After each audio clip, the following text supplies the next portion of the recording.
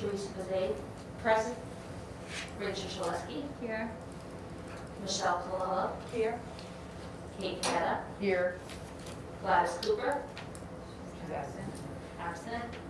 Lauren Daly here. Joe De Silva. Here. Catherine Hodgson. Here. Albert Russo. Here. Louisa Britton. Here. Would you please read the public participation script? The board welcomes public participation and asks that communications be limited to 3 minutes. The public may offer objective comments of school operations and programs that concern them. The board will not permit any expression of personal complaints or defamatory comments about the Board of Education, personnel, and students, nor against any person connected with the Danbury Public School System. Danbury Public Schools is temporarily pausing in-person public participation in board meetings as we collectively work through social distancing techniques to prevent the spread of COVID-19 in our school community. The Danbury Board of Education invites members of the public who are residents of the town to send brief comments and questions via email in advance to dps_public_boe@danbury.k12.ct.us. And Laura, thank you so much.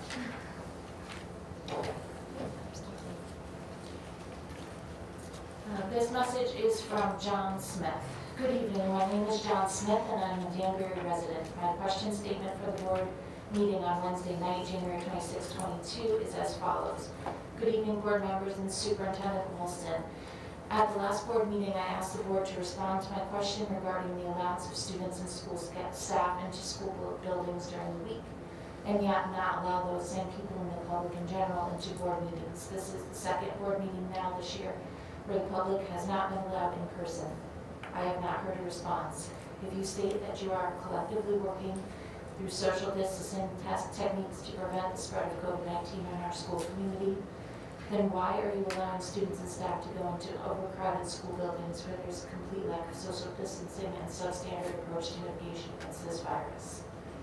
I also have not heard a response regarding visitation by your board members into our school's cafeterias, where my understanding is that in these locations in our schools, there's a near complete absence of social distancing and mitigation. I say all of this as my friend who works in the Danbury Public Schools has reported to me that she has not adequately provided with N95 masks as a source of mitigation. She should be getting a new one every day, as they are not meant to be used after a 24-hour period. With clear guidance out now from the CDC regarding the power of N95 mask use against the virus, it follows me that there isn't a collective push, not only at Danbury, but by other superintendents in the state, to provide not only every staff member, but every student with N95 masks. I ask the board and the superintendent to not remain silent at the conclusion of my statement. I wish a verbal response in this board meeting tonight to my concerns. The YouTube live stream, the local news press, and I will be waiting, but not commenting on my statement verbally tonight. Then the optics of your silence will entail a hypocritical combination of all well nothing we can do. Let's protect ourselves and not worry about students, teachers, and administrators in our buildings. My statement is not concluded. Thank you. Please respond.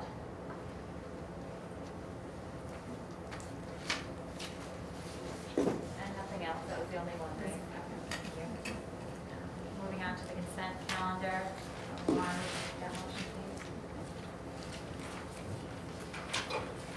I make a motion that the Board of Education approve the items on the consent calendar, exhibits 22-09 through 22-11 as recommended.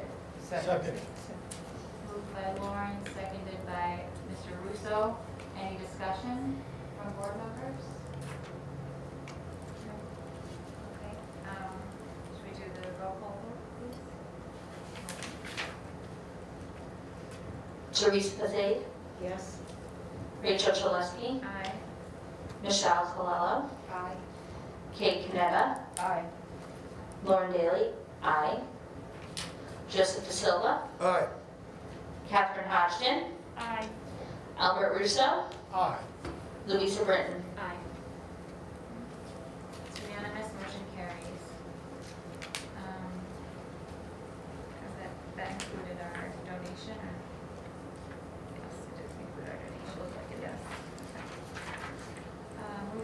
to staff representatives. Do we have anyone? We don't have anyone. Students, hello, welcome. Good evening, Board of Ed members, cabinet meeting members. Thank you for allowing me to represent and speak on behalf of the alternative center trust. The Ace family is saddened by the loss of its founding director, Joe Putnam, who passed away last week. Mr. Joe Putnam started Ace in 1977 after racial riots at Danbury High School, and he recognized that some students needed an alternative to the main high school. Joe's vision and spirit of creating a school of choice where students could learn and support a family-like atmosphere continues today after 45 years in operation. ACE is proud that they have graduated over 1,000 students and continues to function as a very important part of our school system. We are so appreciative of all that Mr. Putnam has done for students over the years, and we wanted to recognize and remember him this evening. Thank you, Joe. ACE will also be hosting a barbecue on Saturday, May 19th, May 14th, to celebrate and appreciate you. Hello. ACE would like to publicly recognize our January graduates. Lily Poma, Jen Sedano, Olivia Salino, Serena Song, Christine Ufina, Kim Seguenza, Axel Valenzuela, Larissa Medeiros, and Jalen Batista. We will be celebrating our graduates this upcoming Friday during our full school virtual lecture guidance during 2A. Guidance teachers will speak about each graduate to recognize their accomplishments and why we appreciate each and every one of them. Following that, our graduates will have an opportunity to speak to our current students and staff. January graduates also wrote graduation speeches to share our June graduation. Congratulations, January graduates. New students and interviews. The ACE family is excited to welcome new students from DHS to start semester 2 with us. 7 new students started with us this week, with additional students visiting and interviewing in the upcoming week. Welcome, new students. Thank you for allowing us to share what's going on with our ACE family down on 26th Locust Avenue. Stay safe and remain ACE strong, everyone. Thank you very much. Does anyone have any questions for our student representatives or comments? No? Thank you very much, and for that statement about Mr. Putnam as well. Thank you.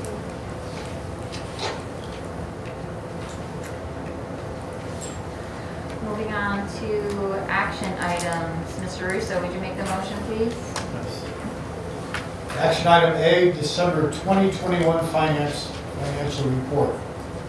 Motion that the Board of Education accept December 2021 financial report in accordance with Exhibit 22-12. Motion's been made. Is there a second? Second. Second.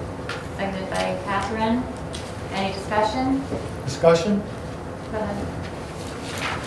Looking at the summary of the report, our CFO and Eddie did a great job. The numbers are in line. However, I would not have, with some of the encumbrances that exceed the budget, or will exceed the budget year, and some that where we have left over, is it my understanding, am I correct to say there's going to be a lot of adjustments in these line items in the later portion of the year, where we take overages from some to make up the deficiencies in some of the other lines?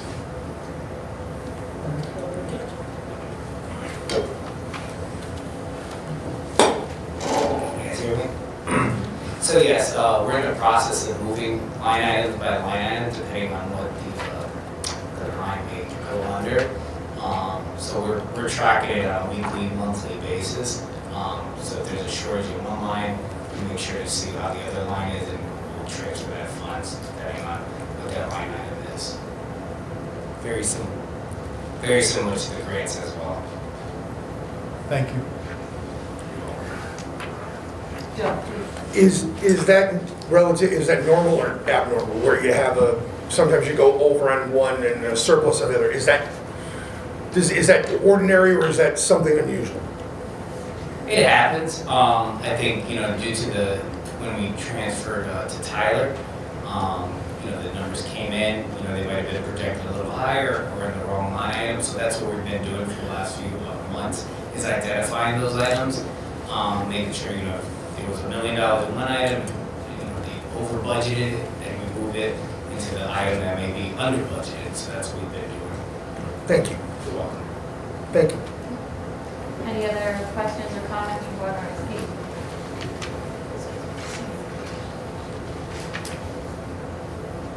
Just a quick question about, you've got a note here that we anticipate healthcare claims could be rising this coming year. We're talking this year, 2022, or are we talking next school year? Just want to clarify that first.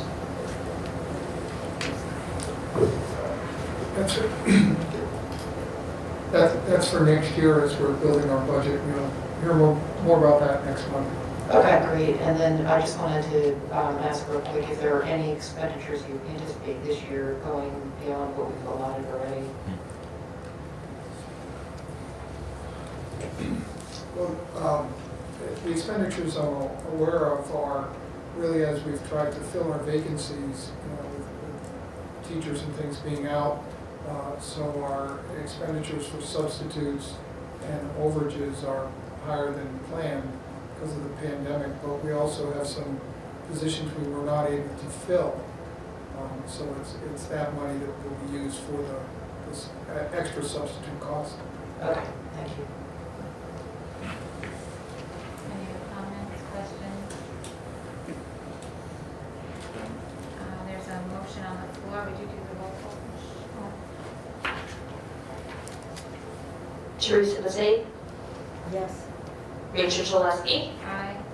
Michelle Colella, Kate Canetta, Aye. Lauren Daly, aye. Joseph De Silva, Aye. Catherine Hodgson, Aye. Albert Russo, Aye. Louisa Britton. Aye. It's unanimous, motion carries. Moving right along to the superintendent's report. All sitting on the floor. Good evening, everyone. First, I'd like to thank the ACE students, as always, for their contributions and updates about ACE. But two, also want to echo the sentiments regarding our late principal, Mr. Joe Pepin. It is my understanding at ACE, they are looking to have a more formal recognition of Mr. Pepin in the spring. And so at that time, I'm hoping over the next couple of months to speak with the principal, former principals, and hopefully some family members and see if we can have a more formal recognition for the many contributions the principal has made to the Danbury community, which I understand is a long list of contributions that he has made. So I'm looking forward to that time. I just wanted to update the board and send our regards to the families and his loved ones. So next, superintendent goals and update. There are two areas I'd like to focus on this evening. One of them is college and career readiness. Dr. Casimiro will update the board on our POG initiatives and kind of updates on the work that's been going on during the 21-22 school year. And then second, my chief HR officer will be updating on hiring report for the 2021-22 school year. I think Dr. Casimiro is going to go first. Good evening.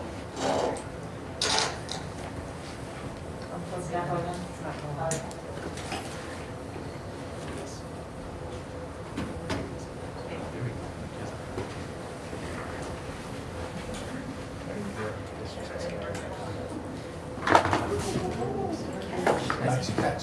Good catch, kid. You need this. Quick reflexes. At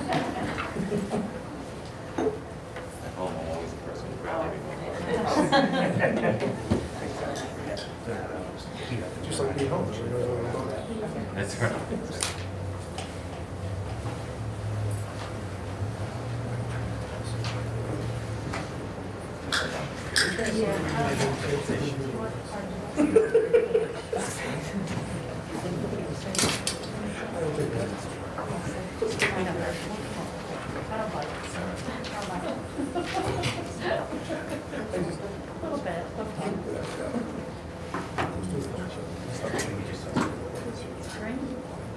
It is green.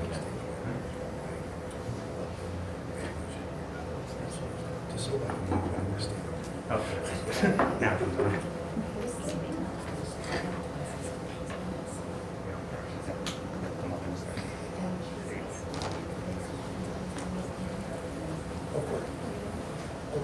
fine, sure, okay. So good evening, take two. So tonight we're just going to update you just briefly on the status of the portrait of the graduate.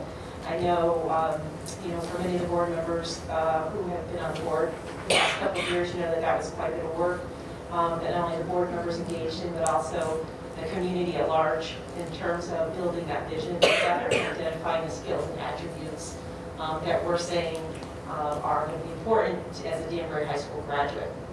And so at some point it would be great to do a little bit of an orientation to some of the newer board members as to really the deeper timeline of where we came from. But tonight is just a brief update on that work, and I'm happy to provide anybody orientation to that work more deeply in the side meeting or perhaps in the curriculum committee as we move forward in the months ahead. Might be a good time to do that. Okay. Go ahead, Kate. Thank you. So just a reminder, not too long ago, we revamped our vision and mission to be in line with some of the great goals that we've established for our students here. That being that Danbury Public Schools aspires to advance all learners to their highest potential. And our mission being that we have a partnership with families and the community and provide transformational learning experiences designed to provide thoughtful and prepared graduates. And that's really what the portrait of the graduate is about. And the word transformational is really going to describe not just the portrait of the graduate, but some of the other work that we have at the academy as well that you'll be learning about. So the portrait of the graduate defines the skills, knowledge, and the dispositions valued by the schools in our community that are critical for college and career life. Many times throughout our interviews with our business community, or various times we've learned that some of the things beyond academics that our community partners would love to see from our graduates are those collaborator skills, those good communicator skills, someone who can get along with others and is a great team player. And that's really the kind of soft skills that we're talking about here. So in addition to that, we provide not just the life skills and 21st century skills, but also social emotional learning skills, developing those relationships, self-regulation, building, learning how to work well with others, understanding their own emotions and regulating those. And so the buckets, if you will, or the large characteristics, the broad characteristics that we landed on is advocates, collaborators, communicators, innovators, and learners. And while there's 5 simple words up there, I can tell you it took a very long time to get to those words. Okay, so why focus on those? So beyond academics, we all have common core skills, we have NGSS, 21st century technology skills. Those are kind of standard, and as school systems, we typically focus on those, and we focus pretty hard on those.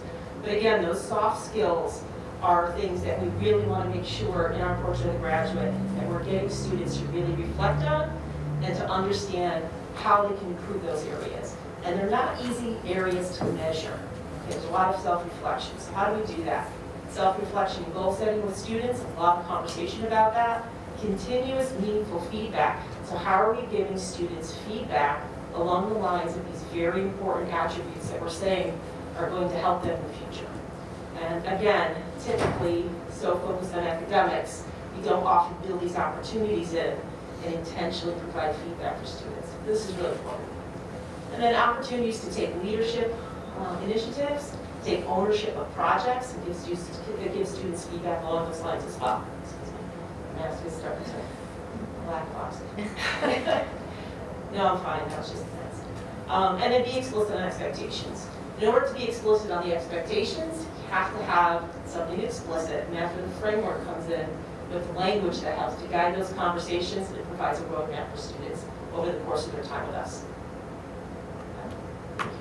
And so I think half of you may have participated in some orientations with the Future Design School. There's a terrific organization that we partnered with to help us with this work. They've done this in many places. Very innovative, but also really helps to tease the best out of the groups that they're working with to get to the place where we say we want to be. So they've been working with us to help us develop this framework. They've been So the goals of the partnership is to create that measurement framework, which actually we've been meeting on quite extensively over the last, I would say, 4 months on a regular basis with a small core team. As we start to develop and refine the framework, right now we're mostly focused on grades 6 through 8. We're in the process of drafting 9 through 12, and I'll show you a little bit about what that looks like. And then we'll work on K-5 next year.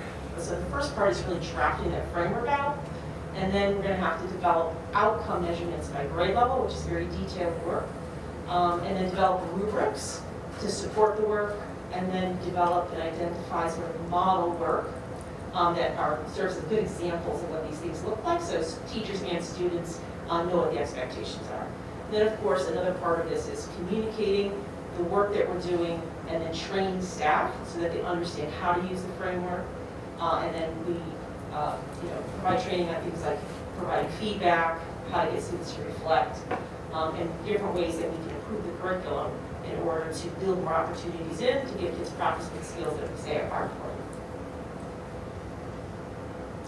And so the Continuum Framework, and again, I'll show you a little snippet of kind of where we are so you understand what that looks like, is really important to demonstrate a vertical alignment and the development of each of the attributes. And so what does a collaborator look like at the elementary level versus the middle school versus the high school? And so obviously the sophistication of what that looks like should progress and should be vertically aligned. And that's probably the hardest part of the work, is that vertical alignment piece.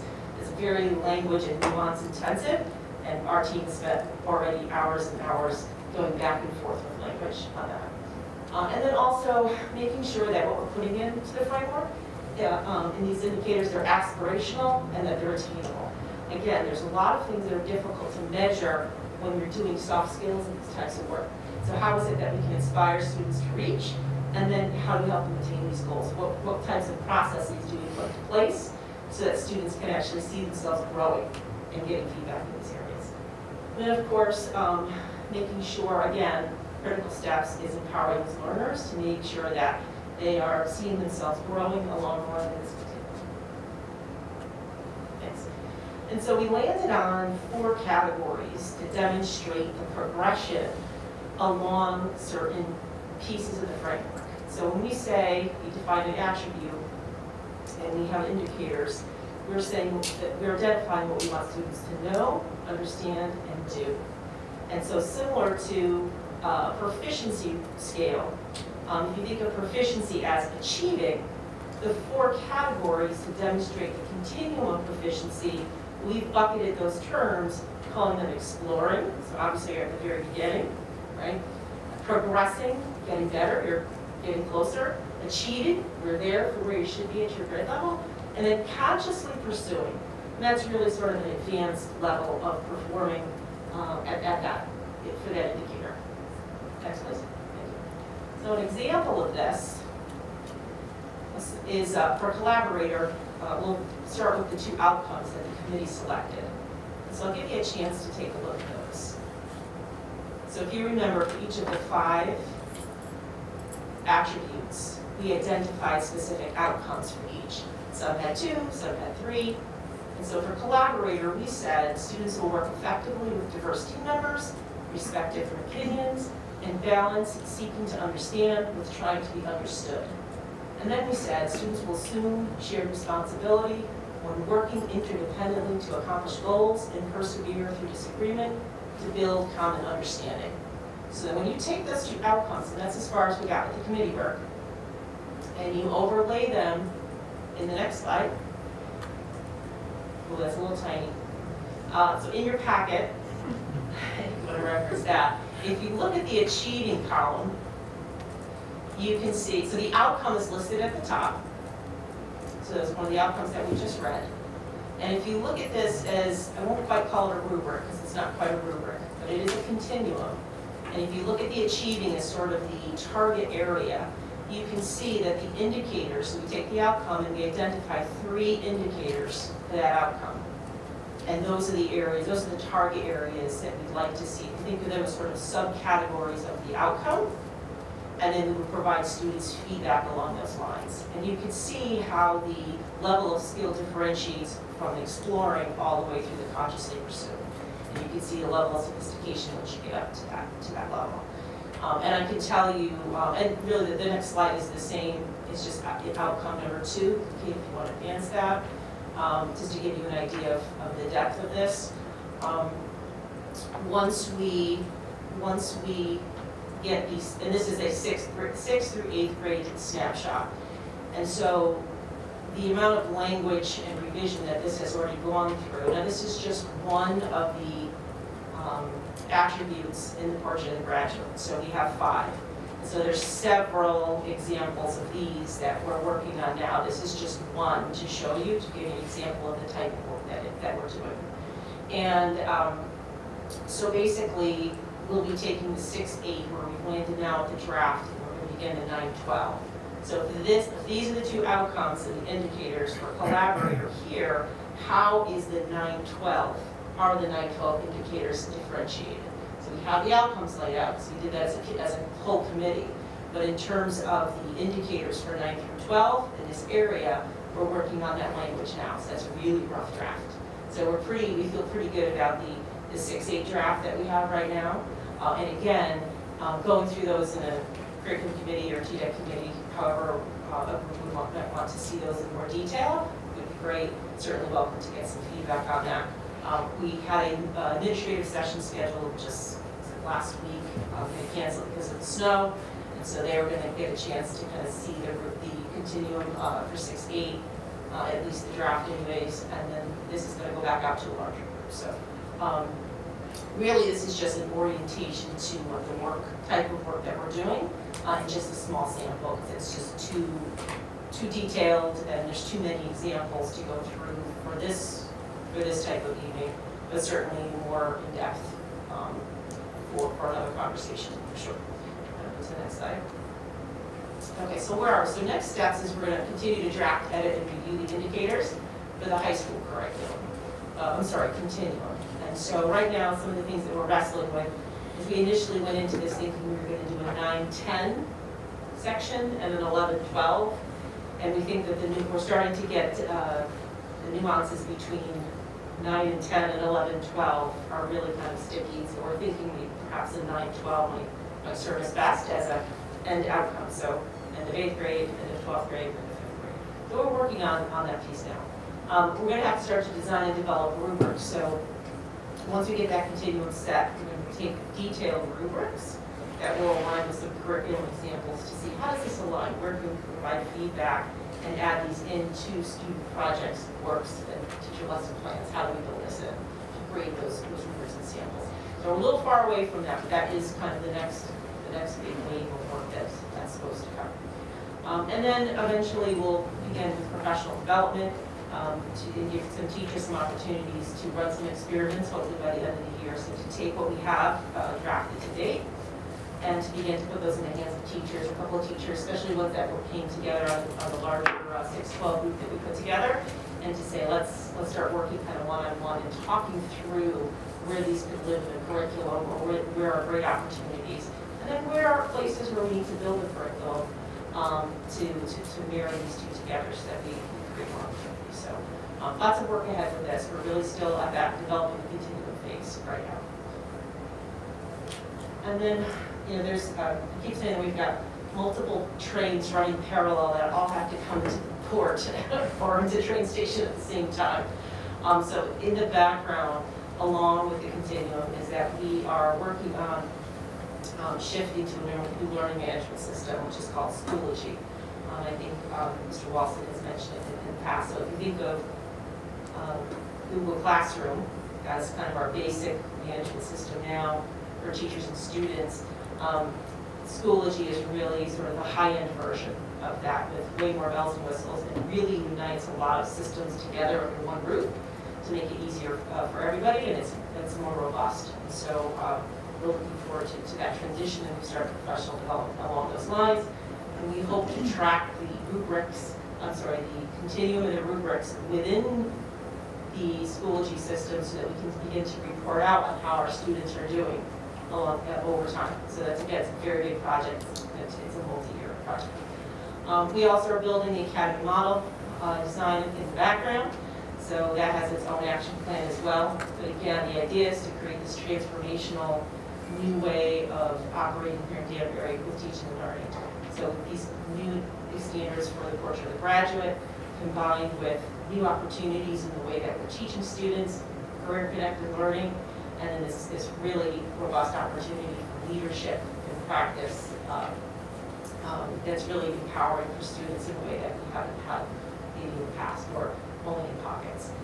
And then we're continuing to develop our business and industry partnerships that go along to support all of this. So how are we engaging community businesses to support the academy?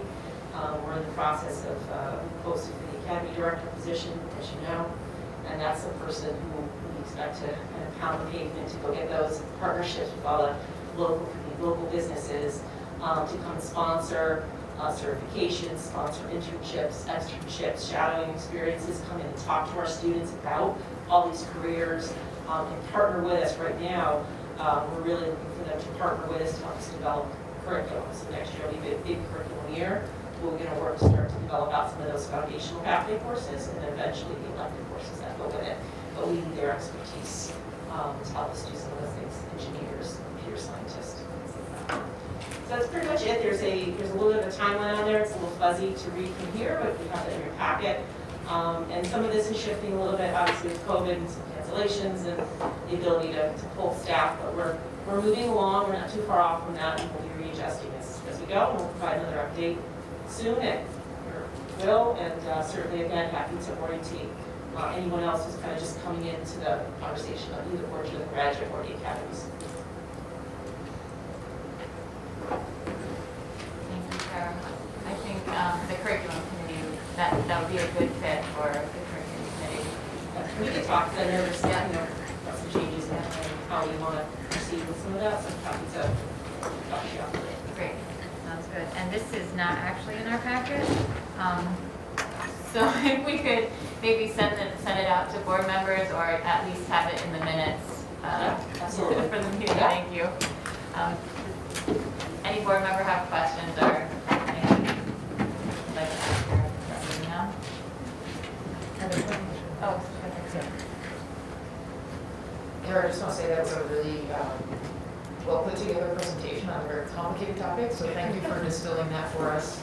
We're not educational experts here, but everybody here at this table is invested in what the curriculum looks like and what our learning goals are for students. So you made it really concise and easy to understand. Thank you. My other question is sort of, because we opened that door about the academy conversation, I just wanted to ask you really quickly, in terms of developing those partnerships with folks who might be offering externships or shadowing opportunities and contributing to sort of curriculum development, how does that dovetail with the construction that we have to do at the actual Career Academy site and making sure that the classroom spaces we're building are a good fit for the learning that needs to go on there? So we did a tremendous amount of groundwork with the folks who drafted the architectural plans.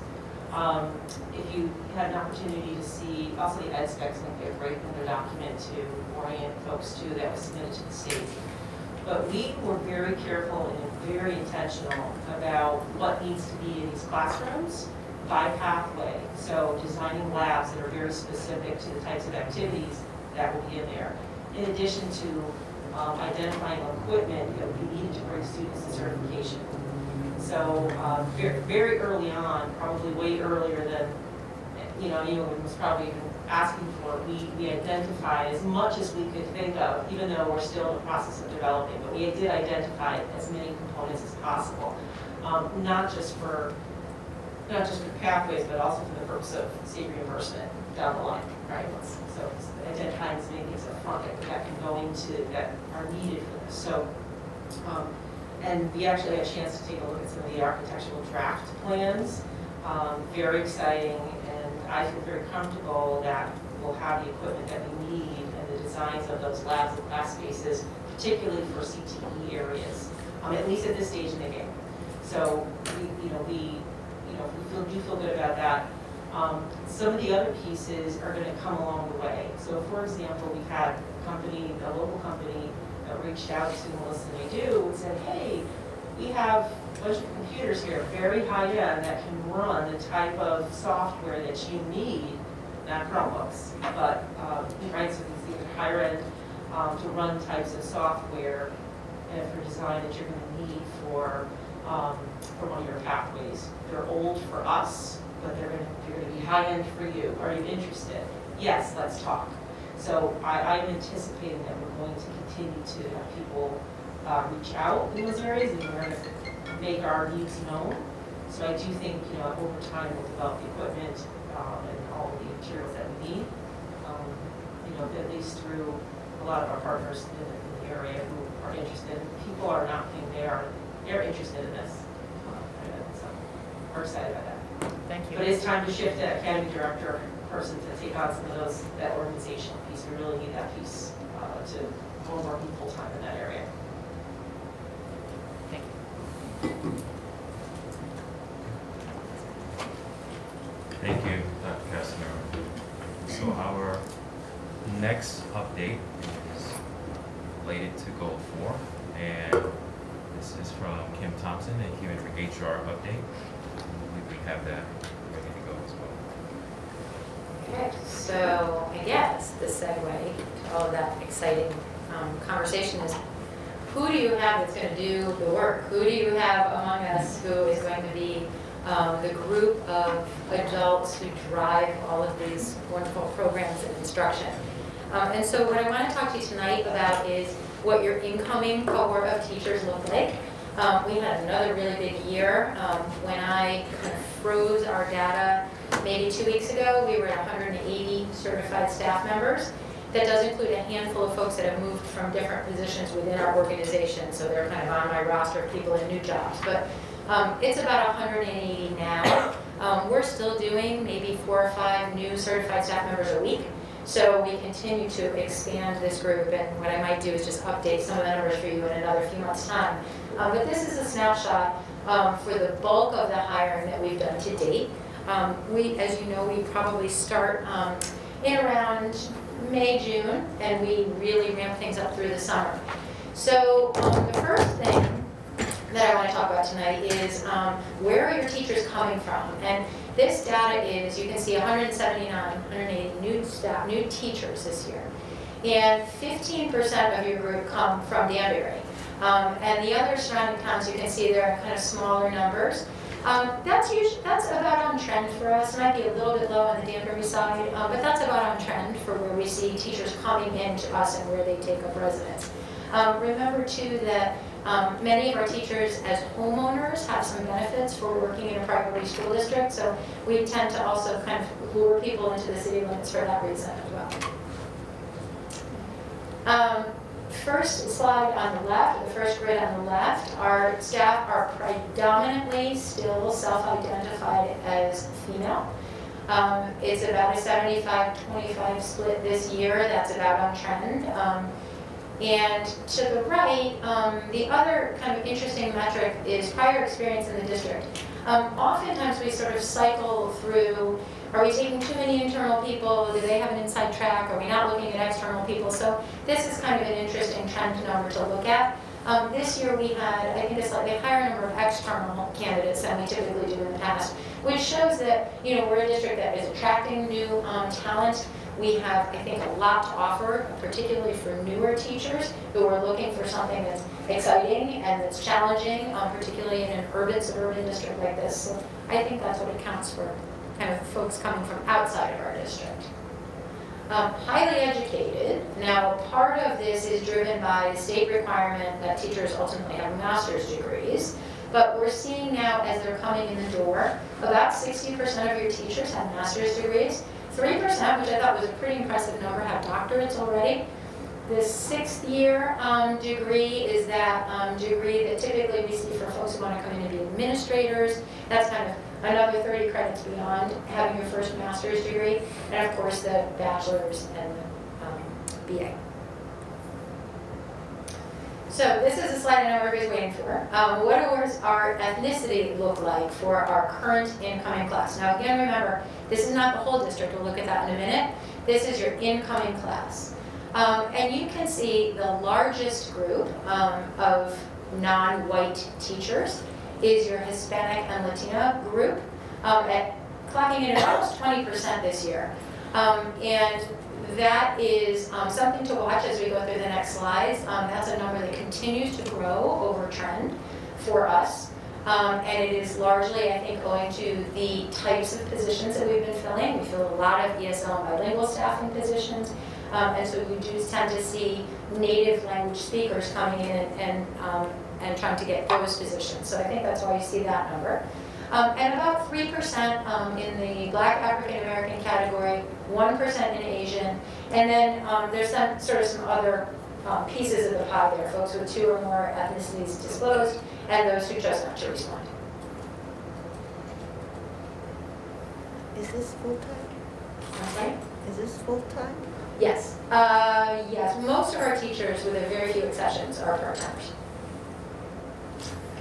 This is kind of a look at, since we've been keeping this data or looking carefully at the data, since 2014 I've been making this presentation, and you can see, particularly I think the purple line is the one at the top there that's really interesting.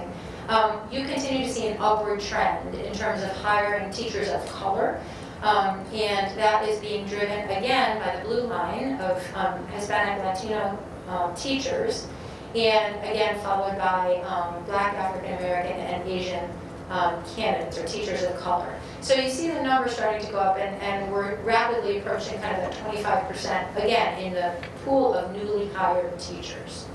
So that's a trend that we're happy about. Okay, so this graph is showing total overall teachers. Now remember that you have teachers anywhere from 980 to 1,000 teachers. Sometimes we're up a little bit higher than that, but let's use 1,000 as kind of a round number.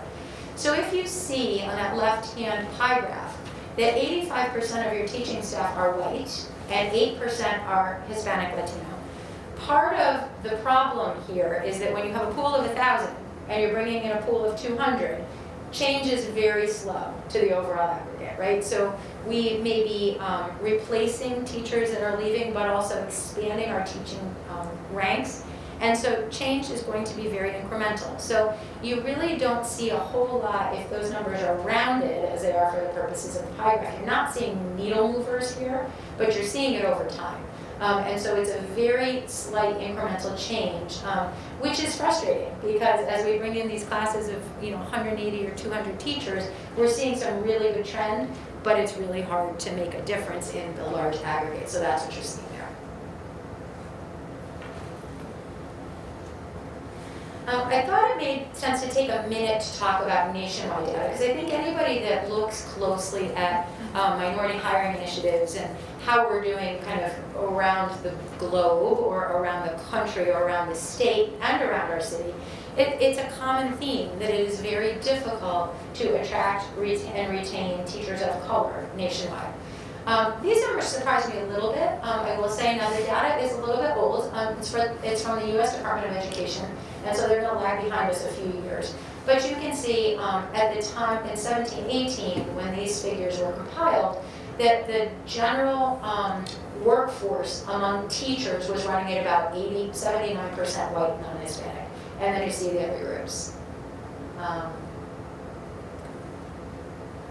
This is our Connecticut state data, and what I think is interesting about this is at the bottom line there, you see a very gentle decline in the overall percentage of teachers who are white or non-Hispanic, and that is a 5-year trend, and it's slow progress.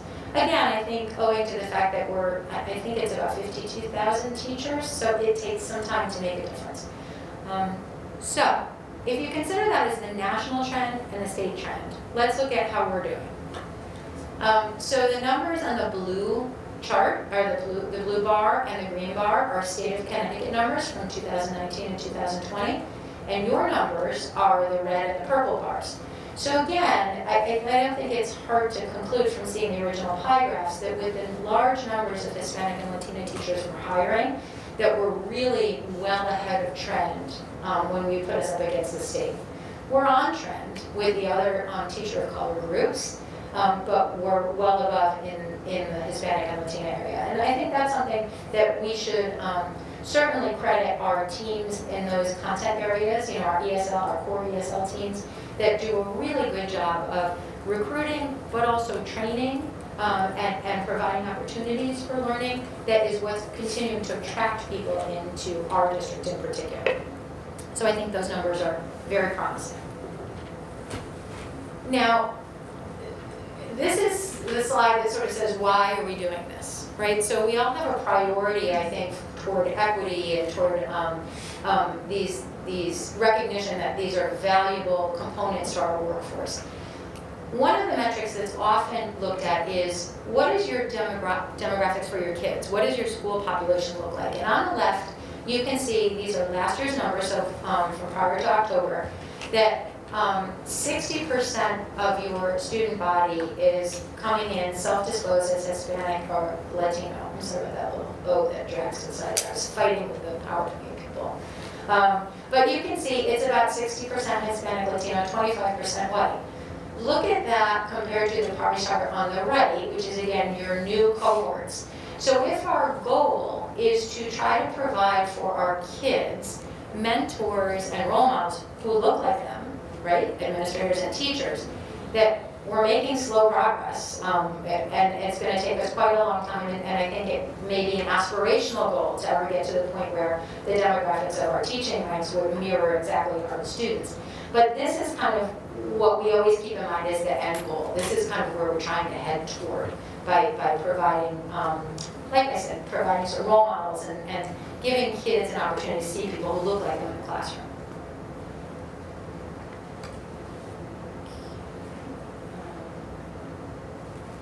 Oh, and this, I'm sorry, this slide is our existing population. Again, the numbers are more sobering there. I like to show you new class numbers because those really are showing the work that we're doing now. On the right is sort of we're in this slow slog toward trying to get back to, you know, a more equitable representation. So you can see that there. Okay, so the question is, are we just not hiring minority applicants? Are we not finding them? What seems to be the issue? Why is there this slow or gentle increase? And this is a document that takes a look at who's in the applicant pool. So, you know, the magic of computers is everybody applies through AppleTrack, and we're able to run some really good statistics about how many people applied and what they look like. And so you can see here that our candidate pool is still predominantly white. And particularly, I put in there special education as an indicator. That's another area which Kelly will tell you. It's very difficult to find a large pool of applicants who are teachers of color in that area. And then you can see, just for comparison, in the ESL area, that's really where we start to see some parity. Just a moment on the hiring process, just for new folks. So the actual hiring of candidates, of teacher candidates, does not run through HR. It's a very decentralized process. So in the spring, we started to talk to our administrators at our admin council meetings about the district's hiring priorities. What are we looking for? What are our goals? You know, how are we searching and finding applicants? And it's the building principals, or what I call in the second bullet point, the hiring administrators, that are doing all of the initial screenings, and then they're bringing in candidates for interviews.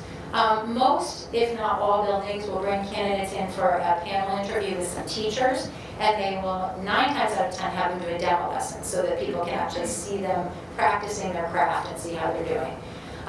From that, there is a recommendation that comes out of the building, and it comes in the form of a final hiring report into central office.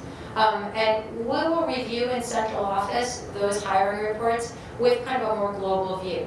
So we'll look certainly for things like is certification in place, how much experience does someone have, we're trying to place them in an appropriate place in the salary schedule. And often members of cabinet will kind of bounce around some of the candidates, so we see, is this the right person? Does this person have the right attributes? Are they too high on the scale? That kind of thing. So that's when it kind of comes into central office, and that kind of last review happens. It's rare that we may, pause on anyone, but it does happen sometimes. And it's really a reflection of having a last place where we can look to see if some of our hiring goals are being met, and the same goals that we talked about in the spring. So that's kind of an overview of how the process works. And then this is kind of a pie graph of where we're looking. In the last few years, we've really started to spend more time looking at particular identified institutions. We've always gone to UConn, to the NAIC school. We have wonderful candidates come out of there. We've always worked with WestConn, Sacred Heart, Bridgeport, and you see that in these numbers. We're starting to see more traction, and I think it's a reflection of kind of a younger pool of applicants at Indeed or at CT Reap, the more digital online places where teachers tend to look for positions. And we've also done some distance recruiting. So we might go down to some of the historic Black colleges and universities and talk with their career offices about kids that might be interested in coming up here to work. We do find that that kind of 100-mile radius rule tends to hold true, that you don't see a lot of kids coming from southern schools up to the northeast unless they have some pre-existing connection here. So we talk a lot about those pieces, and this pie graph is really where we see the majority of our applications coming in. CT Reap being the biggest one, that sort of blue column on the right, and that's really a site for educators. Just some general observations. You've heard me say a couple of times tonight, TESOL and bilingual positions tend to draw fluent language speakers who identify minority status. And we're seeing in the secondary area what we've seen over many years now. Math, biology show periodic spikes in candidates who are teachers of color, but that they tend to be, along with kind of more traditional English, social studies, and physics, tend to be predominantly white applicants. So we're starting to ask some questions. We are listening to a lot of what's going on at the State Department of Education. They're trying to kind of bolster some programming for how we can bring more students of color through some of these programs, and we're starting to partner with them. But those are some trends that we continue to see. And I will say that the State Department of Education has really made a lot of effort in recent years, particularly with certification as an obstacle to some kids coming in and being able to teach. And so this year, more so than in the past, we have a couple of teachers who needed to complete their student teaching in order to be eligible to be teachers. And we've worked with some teacher prep programs to say they can come and sub for us, and that will be in lieu of their student teaching. So we're all trying to find ways to kind of fast track some candidates into the pipeline in a way that has traditionally provided obstacles for them. We all talk, I think in education about goal setting, and I think these are the two real goals that we've been focused on for the last few years to continue to support a drive toward minority hiring and open positions in a ratio that reflects the demographics of our kids, and also to support the State Department of Education and other organizations that are really looking to expand the pool of talented, diverse educators. So last slide is just a couple of action steps.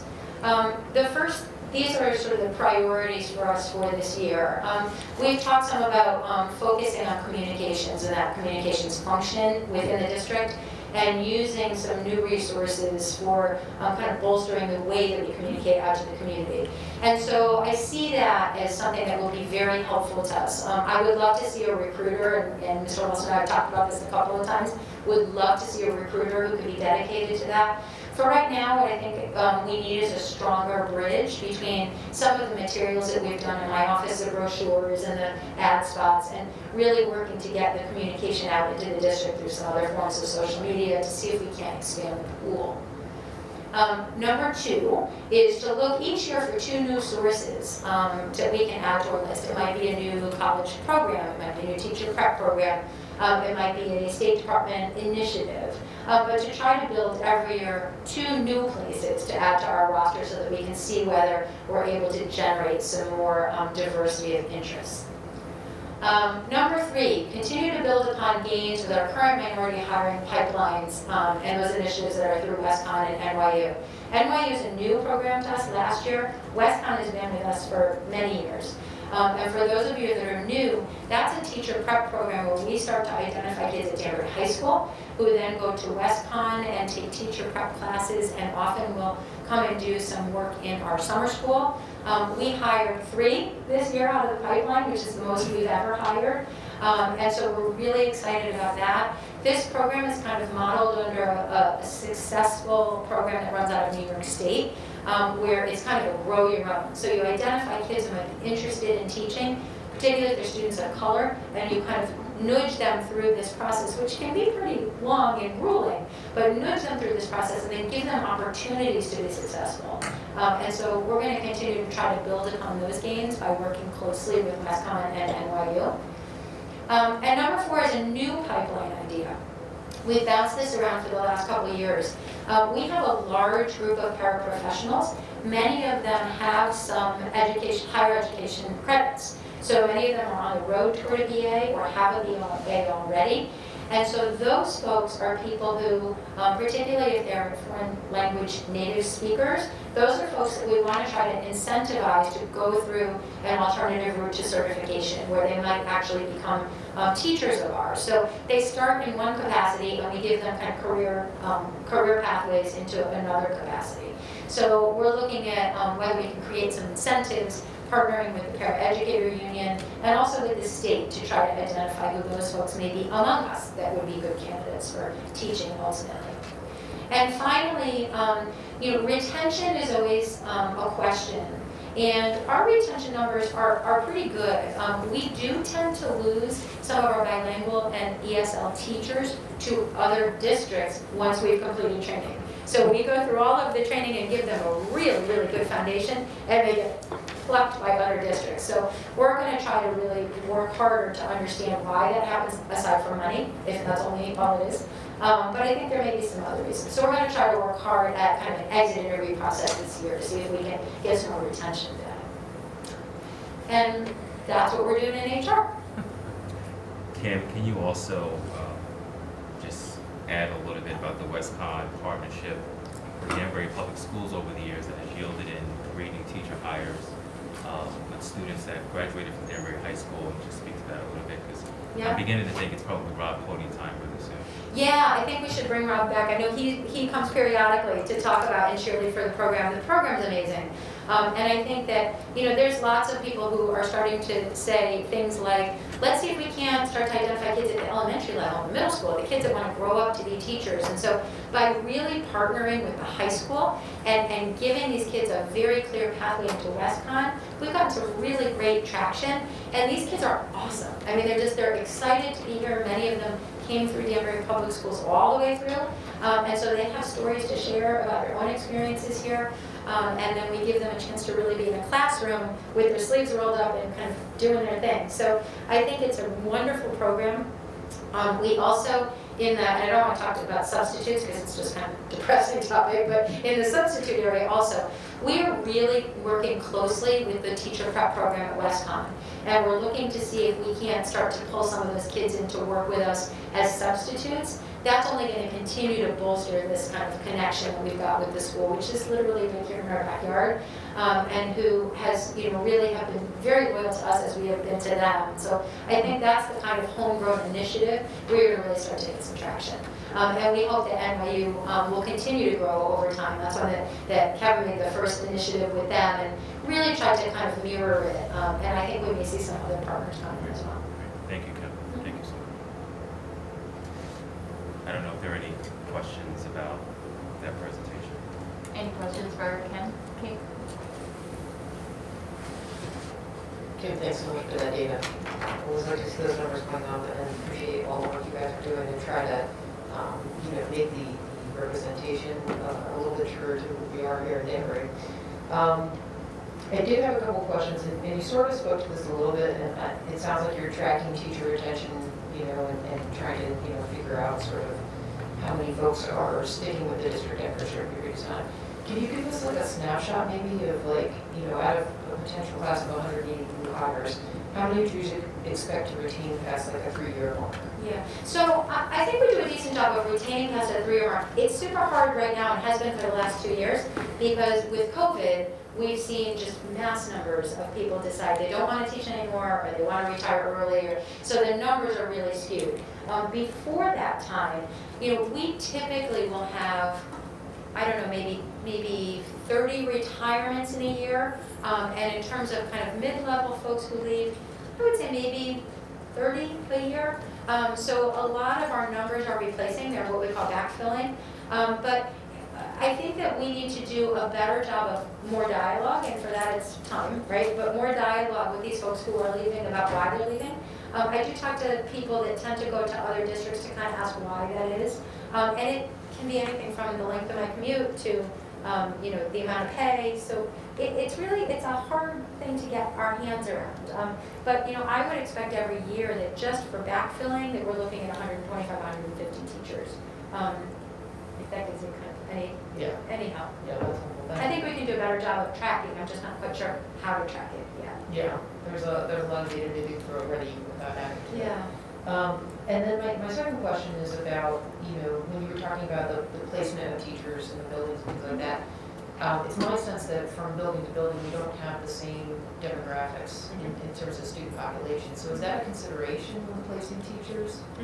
So right now, and we have this debate every chunk of time about how to place teachers. We have had years where we kind of do the speed dating, where a whole bunch of administrators sit in a room and they interview all sorts of people, and then everybody arm wrestles for who's going to go where. And so that didn't work great. And so we really have had this decentralized process. And so in some respects, we really are following the track record of the administrator, right? So whoever the building principal is has kind of a sense of the demographics of their building, and I think hires accordingly. So it's a little bit tricky to kind of keep a handle on, and that's why this centralized review at the end is so important for us. We have had times, I think historically in the time I've been here, where we may have an administrator that we kind of, hey, I noticed that the last 6 hires that you've sent, were all white females, or, can you talk through with me about this issue? So I think it really is building specific, but because we are decentralized, it really is driven by your principals. And so that requires us to really have broad and deep conversations with them about what our priorities are as an institution. Thank you. Presentation was great, and it looks like we're making great progress. I'm going to add, you just said the bad word, and I'm going to say it again, substitutes. Yes. How are we doing, and has Kelly Services managed to dig up any new subs? Yeah. Okay. So Kelly Services, they are here. They've been here since the first week of January, but they have been recruiting since October maybe, and in earnest really in November. They faced, I think they saw the same headwinds that we were facing. So there's only so many people in the pool. They have gotten to their initial estimate, which was to get 100 people up and running right away. Is that in addition to including the people we already had? That includes the people we had. So they've converted almost 100% of the people that we had, and now they're supplementing. So they're finding really good traction through Indeed. They're getting a lot of traffic that way. And they are also trying to really exploit this relationship with Westcom as well. I would say, and I meet with them on Thursday mornings to sort of get a recruiting update. They're looking at about 25 a week that they can get through their system. It does take them a little bit longer because they do extensive training. So they have a special ed module, they have, a classroom management module. So they do a lot more training than we ever did. So it's taking a little bit longer. But my hope is that in the next 4 weeks, we'll see that we're going to get close to 175, something like that, which is really our sweet spot. That week we came back from the break. When I too was down for the count, we had about 340 people out a day. There was nothing we were going to do. There was nothing we could do. So I do think that's a long way of saying I think they're making some strides. I think the end of the holiday driving season is a plus for us because now there's people flooding in that are looking for alternative work. Remember, we also have almost 100 tutor positions that are open. And that's really been a struggle to try to fill. So we're kind of got competing interests. We did raise up the daily rate for our building subs, and we are, I think, just shy of having 2 in every elementary school building now. That's going to really help a lot. That's the full-time building sub. That's a great idea. Yeah. Thank you. Yeah, you're welcome. I wish I could tell you 300 people came. But they didn't. We're in the same boat everybody. There's no magic bullet. Yeah. Anybody else? Question? No? Thank you. Thank you, Ken. So the next item on the report is Open Choice Program Update. So I just want to make the board and the community aware, Open Choice originally projected to be launched in the Danbury region in 22-23 school year. We've been informed by a CES partner that Open Choice program is going to be delayed at least 1 year. Gentleman Eric Nyquist, our partner at CES, had shared with us that he's going to need more time to develop these partnerships with local school districts to potentially open up doors for open choice options in surrounding areas. So we will continue to work with him and learn of any developments throughout the next school year. But at this time, we've learned the launch will be delayed at least 1 school year. So just wanted to make the board aware of that update. We have also provided that update on our website as families continue to have questions. A couple of months ago, actually, our partner asked us to make sure all of the requests for open choice went directly to them so they can continue to survey and be able to share directly with the state the level of interest in our region. And so I haven't heard a report from him, the number of families that are actually interested, but they did make it clear that it was very important for them to have that data in order to justify the work in our region. So I'm hoping to have some more updates soon from CES and Eric, but for right now, the launch has been delayed. So I don't know if there are any questions on that before I go to the next one. Questions on open choice? Thank you. All right, so the next one, reimbursement request for unplanned expenditures. And I'm going to ask John for some help and backup on this, but let me just start by saying we've partnered with our local lobbyists about a month ago, along with, in collaboration with the City of Danbury, of course, the Mayor's office. There's great optimism that we might be able to get reimbursed on some of these untapped monies, federal monies from the state of Connecticut. And John can give some of the details. 1920 or 2021 unspent, monies that impacted us directly here in Danbury. John worked with the finance director and the lobbyists and helped to, quite frankly, put together, I think, a really good case for Danbury to get reimbursed, close to $3 million. Thank you, Kevin. So what we're talking about was back in March, started back in March of 2020 when we were all sent home. Our school lunch program was affected. There just weren't any kids coming into the schools for the rest of that year to sell lunch or breakfast to, and that was a third of the school year. Our school lunch program lost about $700,000 as a result of that sudden closing. And that continued into the fall of 2020. We were still closed, and by then there was an executive order from the governor that we should continue to pay our food service workers during the shutdown, and we did. But there was still not enough revenues coming in for half the year. When we paid our staff, we were short. And when the year ended in June, the loss that year was $1.5 million. So for the 2 years, losses of $2.2 million. And not just here, all school lunch programs around had the same problems. Last October 2021, we got a call from the city finance director who pointed out that school lunch losses were an eligible expense for ESSER 3. That's a grant program. ESSER 3 is it's the ARP money, the American Rescue Plan money. Schools and towns got it, but for schools, it's called ESSER 3. And when we got our allocation, there were only certain things you could spend it on, really pandemic related. Now, before that happened, you might recall when you adopted our budget for this year in June of 2021, before the phone call came, We developed a multi-fund strategy where we had expenses coming out of the budget, expenses coming out of the Alliance grant, the CARES Act, the ESSER 2 grant, the ESSER 3 grant, primarily a number of staff and services to support us during the pandemic. And so those staff were hired in the summer, we heard about it, and began teaching. They had been in place for a couple of months when City Finance Director suggested we look at the ESSER 3 plan again.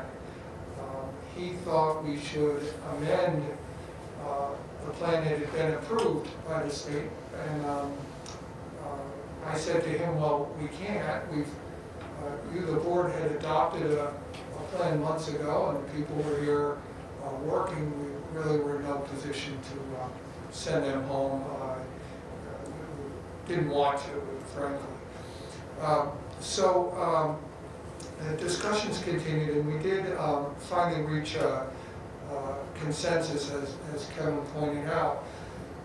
Some of us had heard that there was additional money that the state of Connecticut had received under the American Rescue Plan that they did not dole out to all the municipalities. We're not sure why. We had heard it a couple different ways. So we contacted our lobbyists, Sullivan and Shane, and told them the situation we were in. And they too were under the impression that there was more money that had not gone out to the districts. So we decided to ask for it. Together, under the mayor's signature, we put a request in. It's actually written by the lobbyists, they know what to write and to who. And that went in seeking reimbursement for these losses that occurred in the last 2 years from school lunch. The city finance director also pointed out that the ESSER 3 would have also reimbursed the city for some Chromebooks that we bought. When we first shut down, there were kids that didn't have computers at home, and instruction was going on, and we bought about $600,000 worth of Chromebooks for the students. So that is also that's an eligible expense as well for reimbursement. So together with the city, there is a request now for $2.8 or $9 million that was made to the Office of Policy and Management for reimbursement from what we're pretty sure is a fund that the state is holding in us. The superintendent pointed out the lobbyist was optimistic that we could get something on that, and that's the world they live in. So and they're good. So we share their optimism. John, thank you for the clarification. Sorry, if there were any questions on that. So the next area is Craig Lottery Partnership. And a couple of weeks ago, I received an email from our Craig partner who has administered our local lottery here in town for years now. They've informed us that they're no longer going to serve as the administrator of our lottery here in Danbury. And so after trying to understand the rationale, they went on to explain, I was actually reminded of this story when I first landed here in the district, that they initially stepped in out of it was an emergent situation here in the district. They kind of came to the rescue. And since then, it's turned into an AIS lottery, Westside lottery that's complicated, that's STEM lottery and global studies. And then, of course, AIS that is continuing, it's very also complicated. And at this time, they needed to move on. Assured us that they would continue to serve as a partner and provide any technical assistance that we needed. So I just want to make the board aware we are in currently in pursuit of another administrator. I immediately called our local reps, which is Ed Advance, Mr. Jeff Kitchen. We have a meeting on February 8th, and to take Greg up on their offer to provide technical assistance. They will also be part of that meeting to see if we can broker a new partnership through Ed Advance to get this work done. So, like the previous update, I'm confident this administrator will also be able to lead us through a new partnership here locally. So I'll have a new update for the board soon. But I just wanted to make you aware that we are transitioning to a new provider. So no need to be nervous, I don't think, but I think it's just news that I just want everyone to be aware of at this time.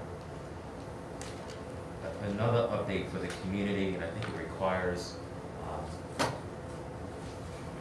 kind of background, particularly for our new board members in the community. And this is not on your agenda right now, but this is regarding Danbury Primary School in Brookfield. We've had to, as part of our lease agreement, last year during the spring, as part of the CDC guidelines and recommendations, you might recall during the 1920 school year, in 2021 school year, Danbury Public Schools wrote a letter to the governor and the Commissioner of Education, basically stating that our schools were too overcrowded to come back and be able to adhere to the social distancing guidelines.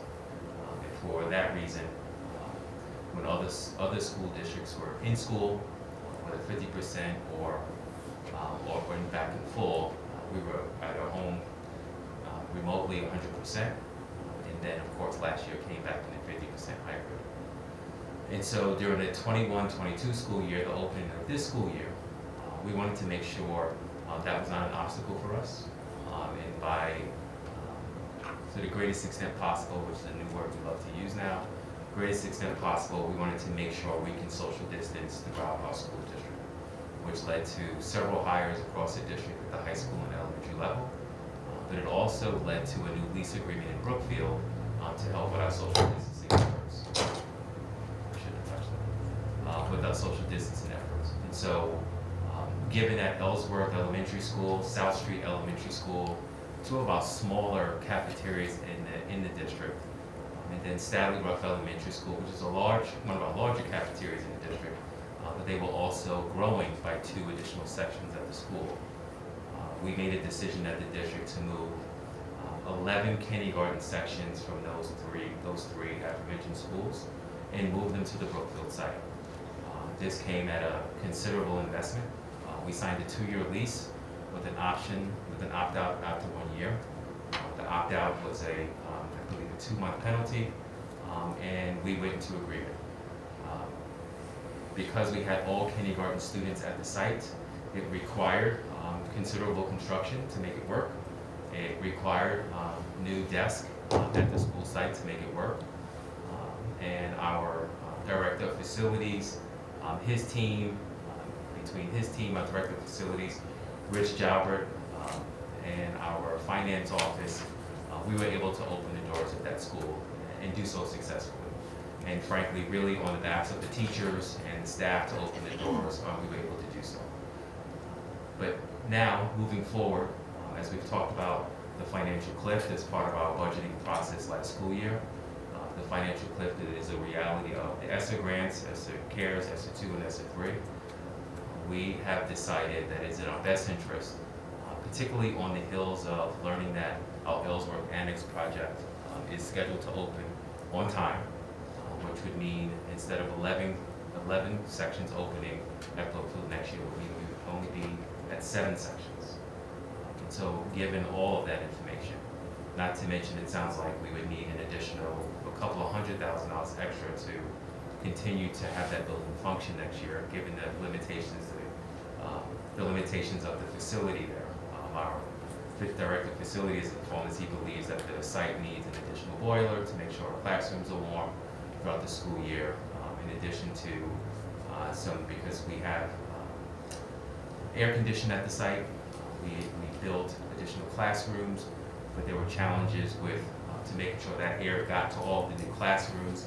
So that ductwork also required additional upgrades.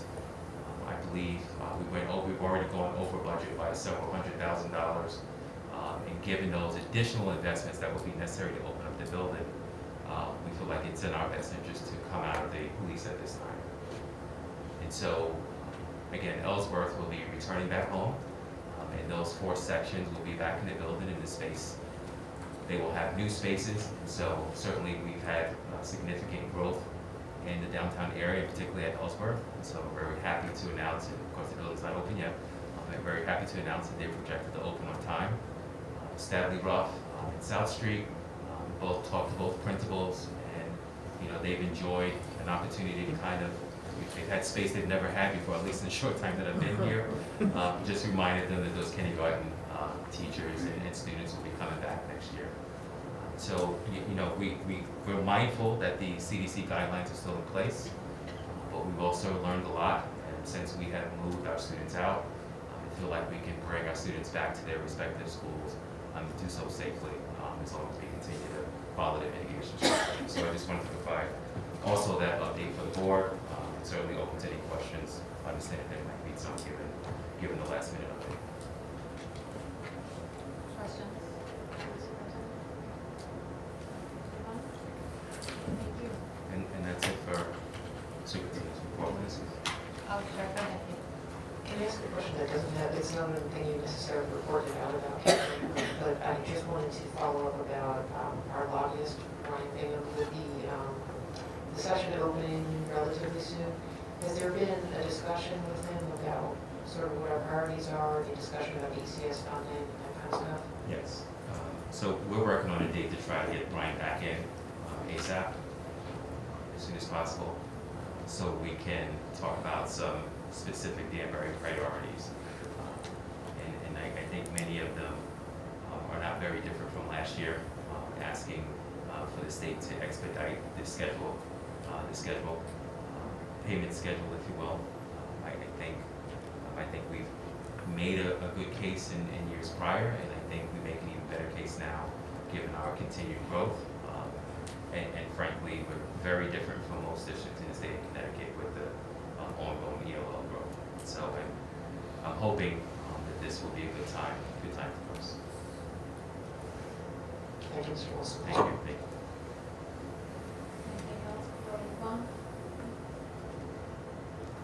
Thank you. Thank you. Board chairperson's report, we were provided a list of committees in list form instead of table form. So those are there in front of you, and will be put in the minutes for this meeting. I know we're in the beginning stretch of the marathon meeting schedule. So if you're not aware, the meetings are listed at the end of the agenda, just so you're aware. Kara did add the January 31st Finance Committee meeting, as well as a tentative February 9th special board meeting for our vacancy interviews. The PTO liaison list was distributed to all PTOs through the statewide PTO distribution, so they sent those out with your names and what PTO you belong to. So you should, with the instruction to invite you all to their meeting or let you know what their meeting schedule is. I found that the past 2 years it's been very sporadic, not on the regular schedule, like pre-COVID. So that is PTO. Would like to, I know we're about to hit a bunch of meetings, but at least establish our policy committee and curriculum, and maybe sometime, I think mid to late February. Awesome. Just so we can, for policy, establish a chair and just get briefed on where we are and where we left off, and as far as our policy audit goes. and then curriculum kind of, establish what we want in that committee.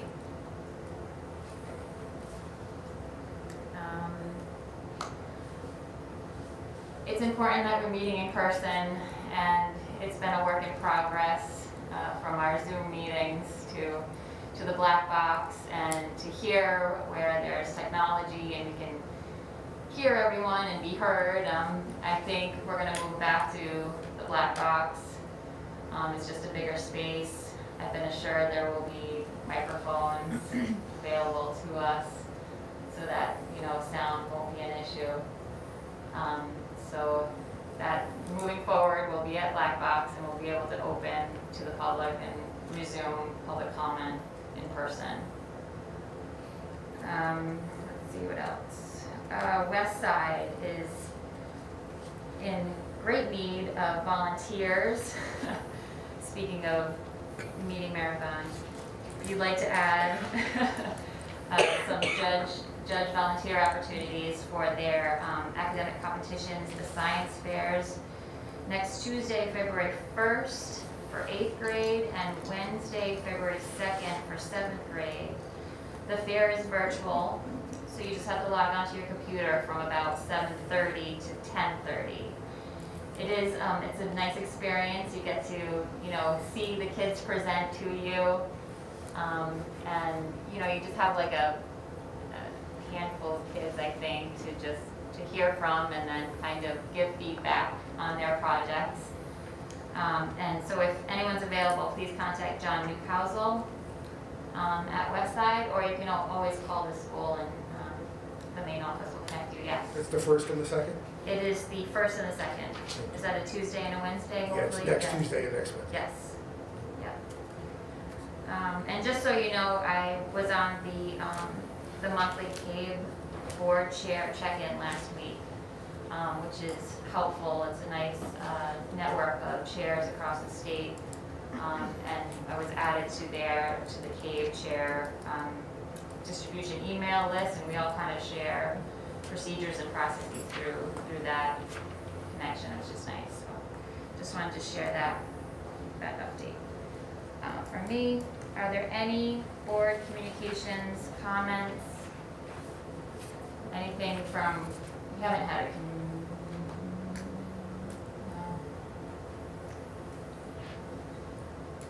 no updates, questions? Go ahead. Okay. So I met with the SABC, and they are going virtual with their mentorships right now. They will be in the process of looking for new mentors, and they are kind of getting ready to go into a big fundraiser season where they're going to be doing a guide to donate to different local restaurants. Thank you. Anyone else? Any updates, comments before we adjourn? I will entertain a motion to adjourn. So moved. Moved by Joe, is there a second? Second. Seconded by Al. All those in favor, please signify by saying aye. Aye. We are adjourned.